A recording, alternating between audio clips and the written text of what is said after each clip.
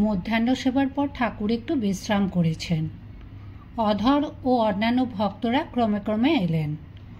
অধর সেন এই প্রথম ঠাকুরকে দর্শন করছেন। অধরের বাড়ি কলকাতা বেনেটোলায়। তিনি ডেপুটি ম্যাজিস্ট্রেট। বয়স 29-30। অধর ঠাকুরকে জিজ্ঞাসা করলেন, মশাই, আমার একটি জিজ্ঞাসা আছে। বলিদান করা কি ভালো? এতে তো জীব হিংসা করা হয়। শ্রীরামকৃষ্ণ বললেন, বিশেষ বিশেষ অবস্থায় শাস্ত্রে আছে। বিধিবাদীয় বলিতে দোষ নেই, যেমন অষ্টমীতে একটি পাঁঠা, কিন্তু সকল অবস্থাতে হয় না। আমার এখন এমন অবস্থা, দাঁড়িয়ে বলি দেখতে পারি না। মার প্রসাদী মাংস এ অবস্থায় খেতে পারি না, তাই আঙুলি করে একটু ছুঁয়ে মাথায় ফোঁটা কাটি, পাছে মা রাগ করেন। আবার এমন অবস্থা হয় যে দেখি সর্বভূতে ঈশ্বর, পিঁপড়েতেও তিনি। এ অবস্থায় হঠাৎ কোনো প্রাণী মরলে এই সান্ত্বনা হয় যে তার দেহ মাত্র বিনাশ হলো, আত্মার মৃত্যু নেই। তারপর বললেন, বেশি বিচার করা ভালো নয়, মার পাদপদ্মে ভক্তি থাকলেই হলো। বেশি বিচার করতে গেলে সব গুলিয়ে যায়।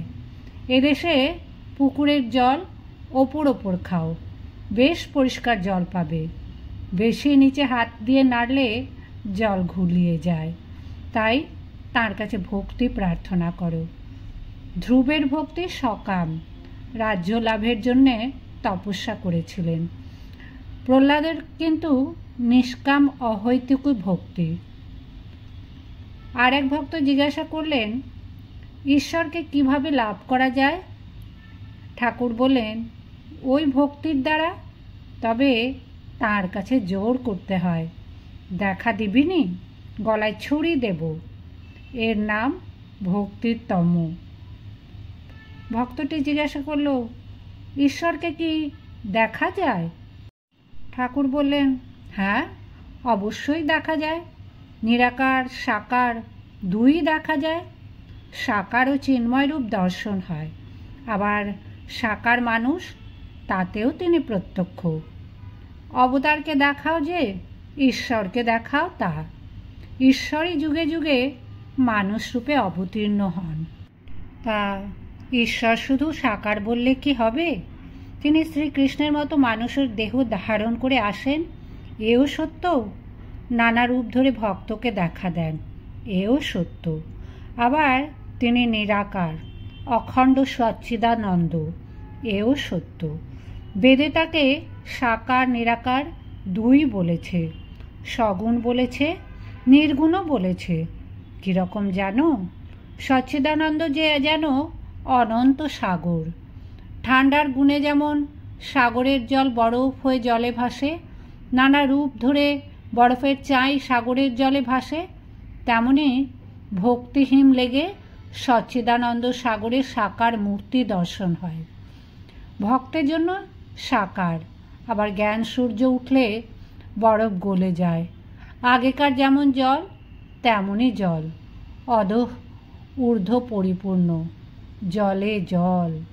তাই শ্রীমদ্ ভাগবতে সব স্তব্ধ করেছে, ঠাকুর তুমিই সাকার, তুমিই নিরাকার। আমাদের সামনে তুমি মানুষ হয়ে বেড়াচ্ছ, কিন্তু বেদে তোমাকেই বাক্য মনের অতীত বলেছে। তবে বলতে পারো, কোনো কোনো ভক্তের পক্ষে তিনি নিত্য সাকার। এমন জায়গা আছে যেখানে বরফ গলে না, স্ফটিকের আকার ধারণ করে। কেদার জিজ্ঞেস করলে, আগে শ্রীমদ্ ভাগবতে ব্যাস 3টি দোষের জন্য ভগবানের কাছে ক্ষমা প্রার্থনা করেছেন।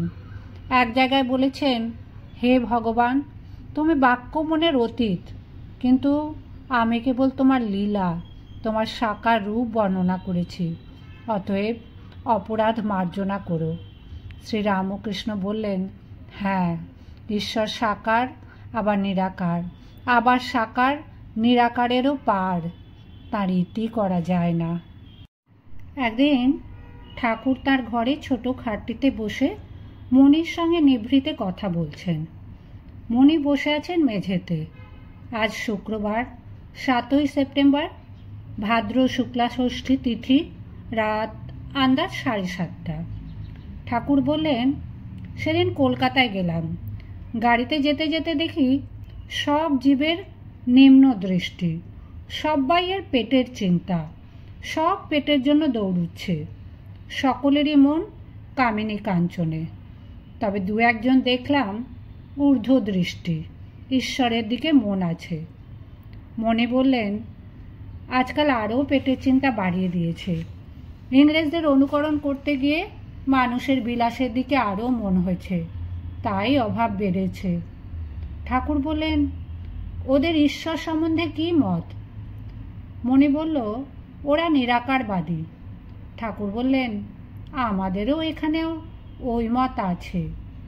কিছুক্ষণ দুজনেই চুপচাপ। পরে ঠাকুর নিজের ব্রহ্মজ্ঞানের অবস্থা বর্ণনা করছেন। ঠাকুর বলতেন, আমি একদিন দেখলাম এক চৈতন্য অভেদ। প্রথমে দেখালে অনেক মানুষ, জীবজন্তু রয়েছে, তার ভেতর বাবুরা আছে, ইংরেজ, মুসলমান, আমি নিজে, মধ্যফরাস, কুকুর, আবার একজনে দেড়ে মুসলমান, হাতে এক শানকি, তাতে ভাত রয়েছে। সেই শানকির ভাত সব্বাইয়ের মুখে একটু একটু দিয়ে গেল, আমিও একটু আস্বাদ করলুম। আর একদিন দেখালে বিষ্ঠা, মূত্র, অন্ন, ব্যঞ্জন, সব রকম খাবার জিনিস সব পড়ে রয়েছে।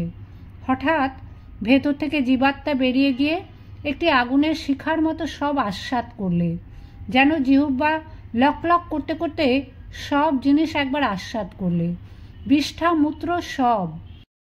দেখালে যে সব এক, অভেদ।